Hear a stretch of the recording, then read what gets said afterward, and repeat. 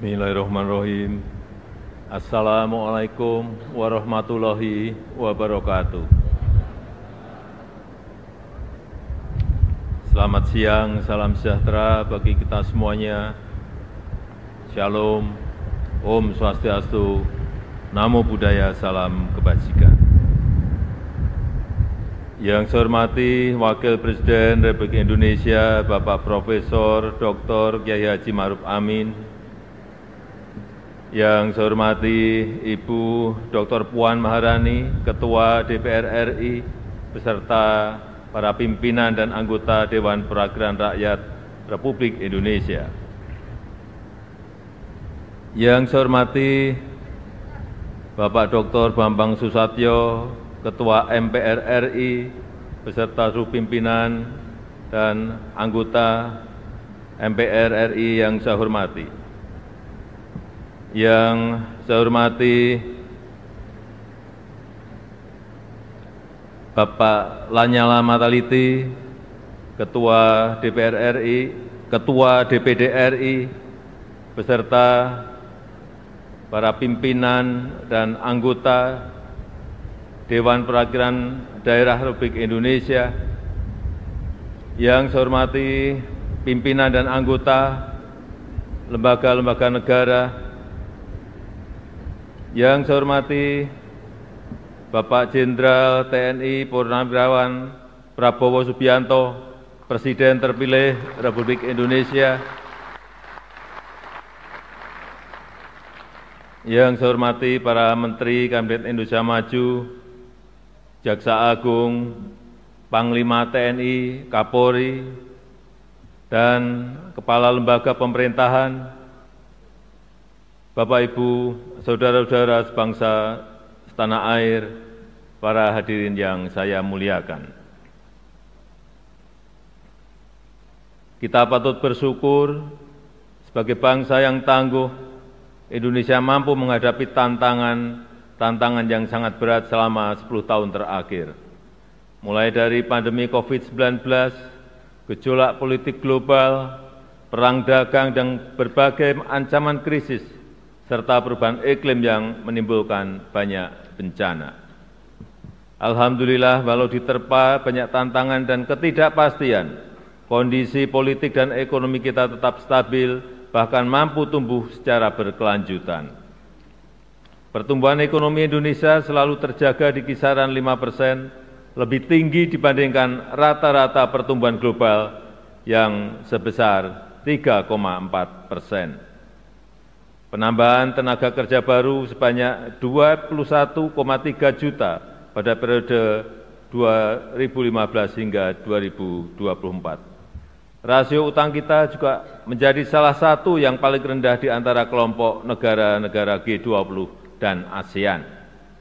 Di sisi lain, nilai ekspor Indonesia naik lebih dari 70%, mencapai 250 miliar US dollar di tahun 2023. Neraca transaksi berjalan secara bertahap terus menguat dan neraca dagang selalu mencatat surplus selama 51 bulan terakhir ini. Indikator kesejahteraan masyarakat juga meningkat signifikan. Tingkat pengangguran turun menjadi 4,8% di tahun 2024. Tingkat kemiskinan turun tajam menjadi 9,03% di tahun 2024. Angka kemiskinan ekstrim juga turun signifikan menjadi 0,83% di tahun 2024. Selain itu, kita juga telah merasakan kemajuan pembangunan infrastruktur yang Indonesia sentris, mulai dari jalan tol, jalan nasional, bendungan, irigasi, pelabuhan, bandara, pembangunan IKN, dan masih banyak yang lainnya. Kita juga bekerja keras untuk membangun SDM yang unggul, yang berdaya saing, yang produktif dan inovatif melalui reformasi pendidikan, transformasi sistem kesehatan, dan penguatan jaring pengaman sosial. Bantuan pendidikan terus diberikan untuk masyarakat miskin dan rentan. Program Indonesia Pintar untuk pendidikan sekitar 20 juta siswa per tahun diberikan.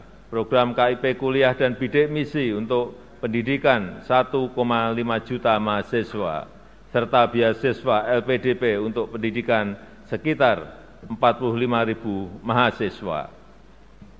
Selain itu, upaya perbaikan sektor kesehatan juga menunjukkan hasil yang baik. Angka kematian bayi turun dari sebelumnya 27 per 1.000 kelahiran menjadi 17 per 1.000 kelahiran di tahun 2023. Angka prevalensi stunting turun dari sebelumnya 37% menjadi 21,5% di tahun 2023. Jumlah peserta Jaminan Kesehatan Nasional JKN juga meningkat dari sebelumnya 133 juta menjadi sekarang 273 juta di tahun 2024, di mana separuh dari jumlah tersebut adalah penerima bantuan iuran dari pemerintah. Ketua, pimpinan, dan anggota Dewan yang saya muliakan, ke depan peran APBN harus kita manfaatkan untuk memperkokoh lompatan kemajuan, sehingga Indonesia bisa keluar dari middle income trap, yaitu dengan memanfaatkan bonus demografi, melanjutkan transformasi ekonomi, meningkatkan daya tarik investasi, dan membuka lebih banyak lapangan kerja, sehingga penyusunan RAPBN 2025 didasarkan pada asumsi dasar sebagai berikut. Inflasi akan dijaga pada kisaran 2,5%. Pertumbuhan ekonomi diperkirakan sebesar 5,2%. Dan karena kondisi ekonomi global yang masih relatif stagnan, pertumbuhan ekonomi kita akan lebih bertumpu pada permintaan domestik, sehingga daya beli masyarakat akan dijaga ketat dengan pengendalian inflasi, dengan penciptaan lapangan kerja dan dukungan program bansos dan subsidi. Pemerintah akan terus mengupayakan peningkatan produk-produk yang bernilai tambah tinggi, yang berorientasi ekspor, yang didukung oleh insentif fiskal yang kompetitif dengan tetap menjaga keberlanjutan fiskal. Bauran antara fiskal, moneter, dan sektor keuangan akan dijaga untuk mengakselerasi pertumbuhan ekonomi dan menjaga stabilitas sistem keuangan kita. Nilai tukar rupiah diperkirakan akan berada di sekitar 16.100 rupiah per dolar Amerika Serikat. Suku bunga SBN 10 tahun berada di 7,1%, dan pemerintah akan selalu responsif terhadap dinamika moneter dunia. Harga minyak mentah Indonesia diperkirakan berada pada 82 dolar Amerika Serikat per barel. Lifting minyak diperkirakan mencapai 600.000 barel per hari, dan gas bumi mencapai 1,005 juta barel setara minyak per hari. Ketua, pimpinan, dan anggota Dewan yang saya muliakan, arsitektur APBN 2025 adalah pilar penting untuk menjaga keberlanjutan melalui penguatan berbagai program unggulan yang berkesinambungan dari pemerintah sekarang ke pemerintah yang akan datang. APBN 2025 dirancang untuk menjaga stabilitas, inklusivitas, dan keberlanjutan untuk meningkatkan kesejahteraan dan pemerataan melalui pertumbuhan ekonomi yang inklusif dan berkelanjutan. Kita harus terus melanjutkan reformasi struktural, menjaga kebijakan fiskal yang sehat dan kredibel, serta meningkatkan kolaborasi kebijakan fiskal, moneter, dan keuangan. Desain belanja dan pendapatan serta pembiayaan perlu dirancang fleksibel dengan menyediakan ruang fiskal untuk mengantisipasi ketidakpastian dan mendukung keberlanjutan pembangunan dalam transisi peralihan pemerintahan. Strategi kebijakan jangka pendek akan difokuskan untuk mengakselerasi pertumbuhan ekonomi, menguatkan kesejahteraan, dan pemerataan antar daerah. Makan bergizi gratis diarahkan untuk meningkatkan gizi anak, sekaligus memberdayakan UMKM dan meningkatkan ekonomi masyarakat kecil di daerah. Program makan bergizi gratis dilakukan secara bertahap, diselaraskan dengan kesiapan teknis dan kelembagaan, serta tata kelola yang akuntabel. Program percepatan renovasi sekolah untuk meningkatkan akses, kualitas, serta link and match pendidikan dengan dunia usaha, serta pembangunan sekolah unggulan dan ekosistem pendidikan yang kondusif juga akan dikembangkan. Dan untuk mendorong produktivitas, menjaga pasokan dan keterjangkauan harga pangan, diperlukan penguatan lumbung pangan dan jaringan irigasi. Serta untuk meningkatkan ekonomi masyarakat diperlukan peningkatan pembiayaan rumah murah untuk rakyat dan peningkatan permodalan bagi UMKM.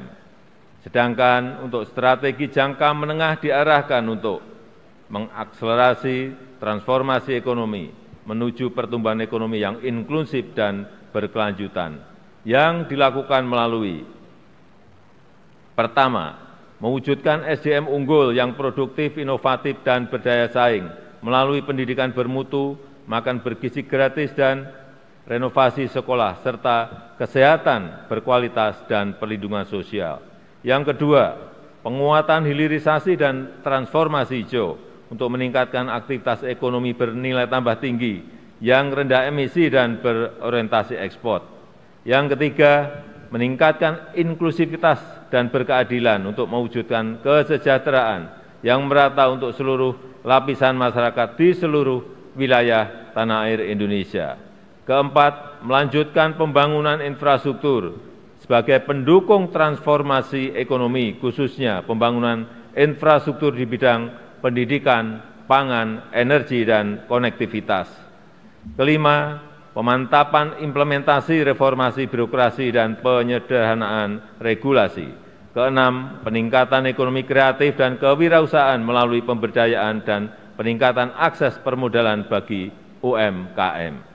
Ketujuh, penguatan pertahanan dan keamanan serta kemandirian pangan dan energi. Yang kedelapan, penguatan nasionalisme, demokrasi, serta penghormatan dan penegakan hak asasi manusia. Ketua, pimpinan, dan anggota Dewan yang saya hormati, RAPBN 2025 juga menekankan pada optimalisasi pendapatan, belanja yang berkualitas, dan pembiayaan yang inovatif. Rasio perpajakan akan terus dioptimalkan untuk memperkuat ruang fiskal dengan tetap menjaga iklim investasi, keberlanjutan dunia usaha, dan melindungi daya beli masyarakat. Belanja akan dijaga benar-benar efisien dan produktif, agar selain mendukung program prioritas pemerintah, juga dapat menghasilkan multiplier effects yang kuat terhadap perekonomian. Inovasi pembiayaan yang fleksibel dengan kehati-hatian yang tinggi akan terus ditingkatkan melalui kerjasama pemerintah dan badan usaha, penguatan peran lembaga pengelola investasi, dan pendalaman pasar keuangan. Gambaran besar arsitektur RAPBN 2025 adalah sebagai berikut. Belanja negara direncanakan sebesar Rp3.613,1 triliun, yang terdiri dari belanja pemerintah pusat sebesar Rp2.693,2 triliun dan transfer ke daerah sebesar Rp919,9 triliun.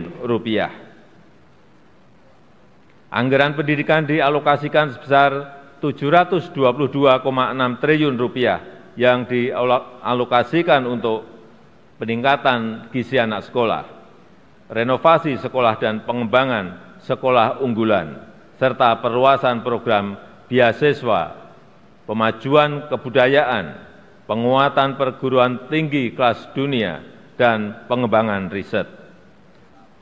Anggaran perlindungan sosial dialokasikan sebesar Rp504,7 triliun untuk mengurangi beban masyarakat miskin dan rentan, serta mengakselerasi pengentasan kemiskinan yang dilakukan dengan tepat sasaran, efektif, dan efisien. Anggaran kesehatan direncanakan sebesar Rp197,8 triliun atau 5,5% dari belanja negara untuk peningkatan kualitas dan keterjangkauan layanan, percepatan penurunan stunting dan penyakit menular seperti TBC, serta penyediaan pemeriksaan kesehatan gratis.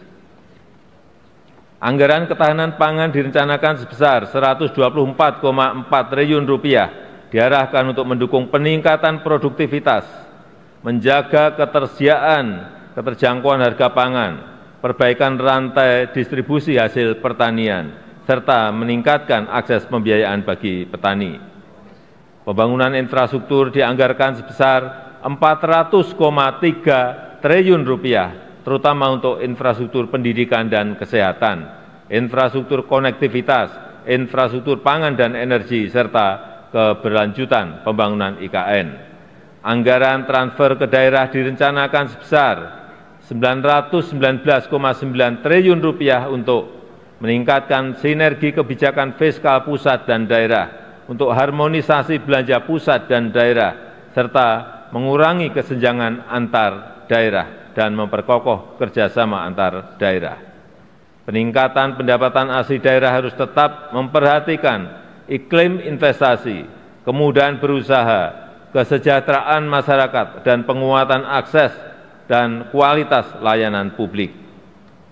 Ketua, pimpinan, dan anggota Dewan yang saya hormati, pendapatan negara pada tahun 2025 dirancang sebesar Rp2.996,9 triliun yang terdiri dari penerimaan perpajakan sebesar Rp2.490,9 triliun, PNBP sebesar Rp505,4 triliun yang tetap menjaga iklim investasi, pelestarian lingkungan, dan keterjangkauan layanan publik.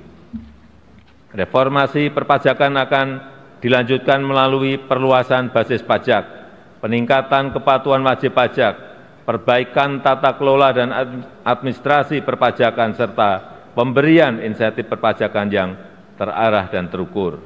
Upaya peningkatan PNBP terus dilakukan melalui penggunaan teknologi untuk perencanaan dan pelaporan, penguatan tata kelola dan pengawasan, optimalisasi pengelolaan aset negara dan sumber daya alam, serta mendorong inovasi layanan. Defisit anggaran tahun 2025 direncanakan sebesar 2,53% terhadap PDB atau Rp616,2 triliun yang akan dibiayai dengan memanfaatkan sumber-sumber pembiayaan yang aman dan dikelola secara hati-hati. Pemerintah terus meningkatkan efektivitas pembiayaan investasi, mendorong kebijakan pembiayaan skema KPBU, termasuk penguatan lembaga pengelola investasi dan Special Mission Vehicle, serta peningkatan akses pembiayaan bagi masyarakat berpenghasilan rendah, UMKM, dan usaha ultramikro. Tingkat pengangguran terbuka pada tahun 2025 diharapkan dapat ditekan menjadi 4,5% hingga 5%. Angka kemiskinan diturunkan dalam rentang 7 hingga 8%. Rasio Gini dalam kisaran 0,379 hingga 0,382. Indeks modal manusia pada level 0,56. Nilai tukar petani ditingkatkan di kisaran 115 hingga 120. Nilai tukar nelayan dijaga di kisaran 105 hingga 108. Ketua, pimpinan, dan anggota Dewan yang saya muliakan, demikian keterangan pemerintah atas rancangan undang-undang tentang anggaran pendapatan dan belanja negara tahun anggaran 2025 beserta nota keuangannya. Besar harapan kami pembahasan RAPBN 2025 dapat dilakukan secara konstruktif demi mewujudkan Indonesia maju, adil, dan makmur sesuai visi Indonesia Emas 2045. Semoga Allah Subhanahu wa Ta'ala senantiasa memberikan rahmat dan ridho-Nya bagi kita semuanya dalam melaksanakan tugas dan amanah untuk mensejahterakan rakyat dan kemajuan Indonesia. Dirgahayu Indonesia, Dirgahayu Negeri Pancasila, Merdeka! Terima kasih. Wassalamualaikum warahmatullahi wabarakatuh.